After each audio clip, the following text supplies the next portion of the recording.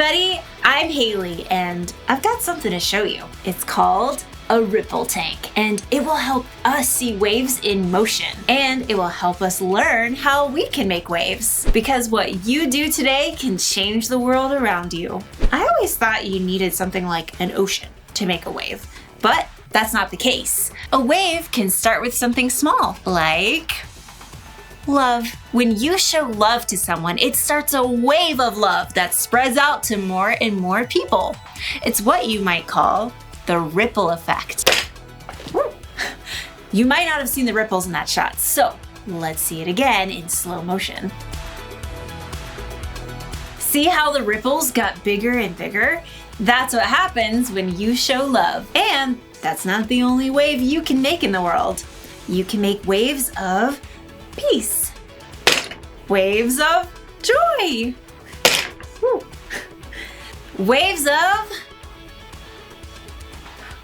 patience. Oh, sorry. No, come on. I am so sorry. Lost my temper a little there. Well, maybe more than a little. Guess I didn't make a wave of patience, huh? The good news is our story today is all about patience. It looks like I need some patience today.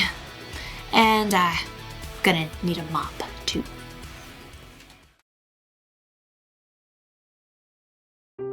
The Bible. It's 66 books of history, stories, letters, and poetry that fit together to form God's one big story.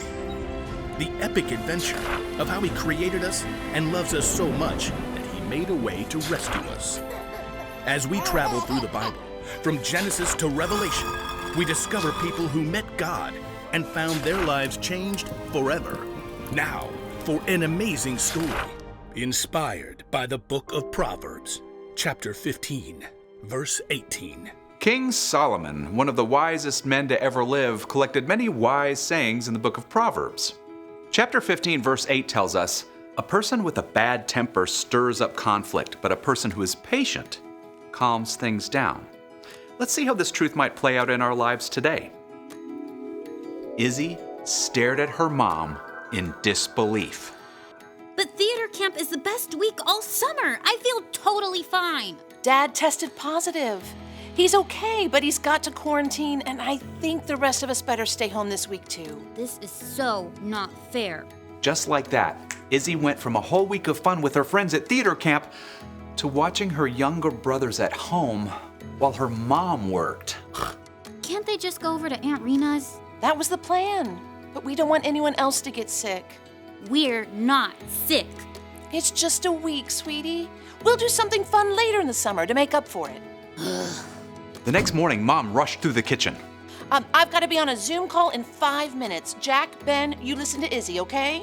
She's only 2 years older than me. She's in charge. I'm gonna play Mind Build. No screens until after lunch. Get outside this morning.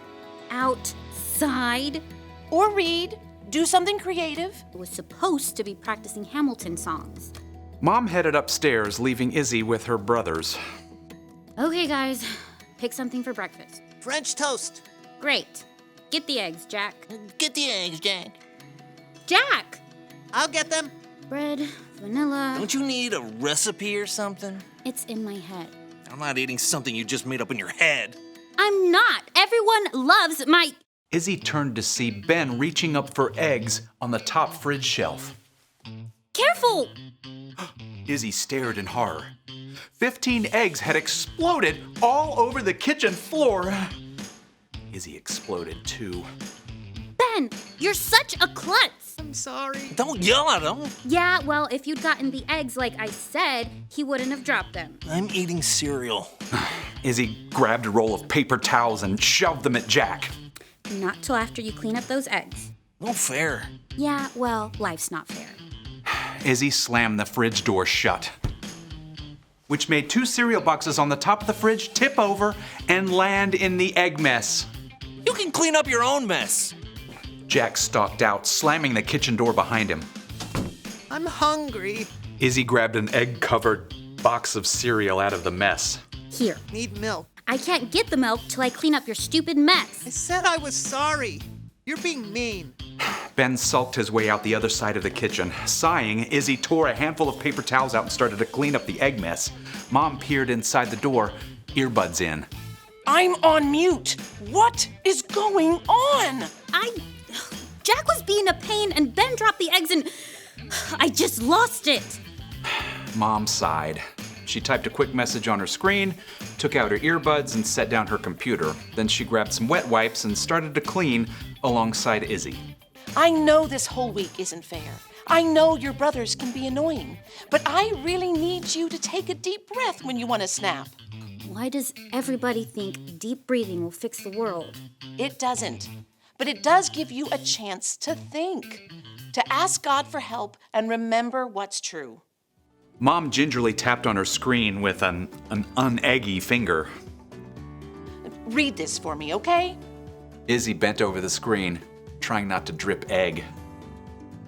A person with bad temper stirs up conflict, but a person who is patient calms things down. Proverbs 15:18. I bet King Solomon or whoever wrote that down didn't have younger brothers. Trust me, Solomon's family was not perfect either. I'm sorry, Mom. Hey, I feel like snapping too. But right now, I have to jump back on this call. Think you can calm things down with your brothers? Yeah, I guess. Izzy finished mopping up the egg mess. Then she checked the pantry and then went upstairs to the boys' room where Jack was sketching furiously and Ben glowered from his bunk, clutching his stuffed lion. Guys, I shouldn't have yelled. I'm sorry, but I did find this new box of sugar bombs way in the back of the pantry. Oh, yeah! Mom only lets us have those for snack. It's a special week, and I'll make sure we have eggs to do French toast tomorrow. So the three siblings marched back down to the kitchen for giant bowls of sugar bombs. Yay! Ben managed to splash his milk all over the table. Oops. Ben! Izzy could see both Ben and Jack brace themselves. She took a deep breath. It's fine. I'll help you clean up. And after breakfast, we can get out the slip and slide. Yes! You're going in the mud. Nope, it wasn't the way Izzy thought she would be spending her week, but if she could keep her temper, maybe she would have fun after all.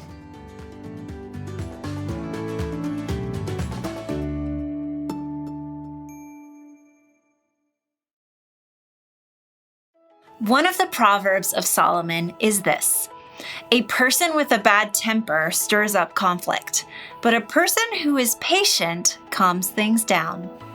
So, what kind of things make you impatient? Do you get angry at other people when they don't act the way you think they should? Or when they get in your space or mess with your stuff? Do you get angry when things happen beyond your control, like accidents or sicknesses or bad weather? Maybe you get angry at yourself when you mess up. There are a lot of things that can make us impatient. We want to make waves, right?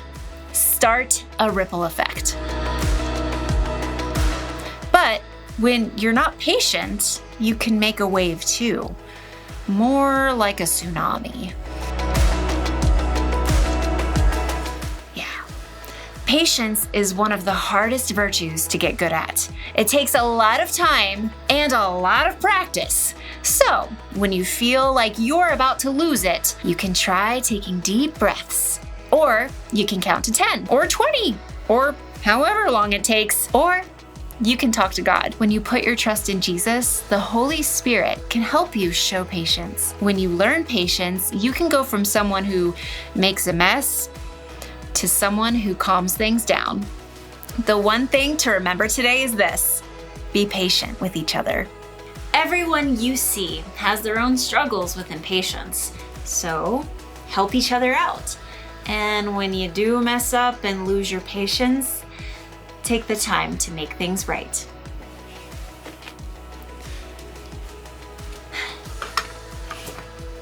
I'll see you next time.